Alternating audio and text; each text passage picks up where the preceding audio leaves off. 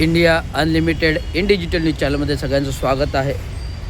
मी कचराली तलावामध्ये जस्ट सायंकाळी वॉकिंग करण्यासाठी आलो आहे. आज काय जिमला जायला मिळालं नाही, त्यामुळे वॉकिंग करायला आलेलो आहे. वॉकिंग करता करता ह्या उद्यानामध्ये मला काही महानगरपालिकेच्या वतीने कामे चालू असलेले निदर्शनं झाली. उद्यान हा बहुउद्देशीय उद्यान असावं आणि याच्यामध्ये जास्तीत जास्त ग्रीनरी म्हणजे गवत झाडी असावी.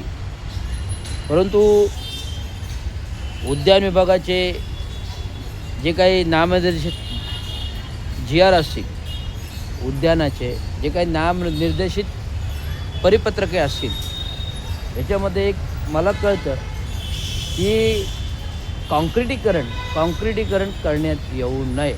कॉन्क्रिटीकरण करण्यात आता बघा, पूर्ण कचराळी तलाव जवळजवळ 1 किलोमीटरचा तलावाभोवती पाथवे आहे, तो कॉन्क्रिटीकरण आहे. तलावाचा कट्टा आहे, तो कॉन्क्रिटीकरण आहे. आजूबाजूच्या भिंती आहे, तो कॉन्क्रिटीकरण आहे.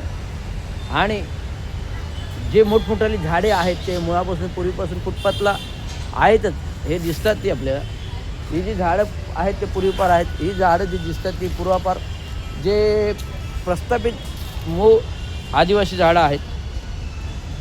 आणि आता हा जो दिसतोय इथे एक काय म्हणजे आत्ता लेटेस्ट बघायला गेलं तर इथे जमीन होतं, भूभाग होतं. परंतु या भूभागावर कुठेतरी ओपन स्टेज माननीय उपमुख्यमंत्री एकनाथरावजी शिंदे,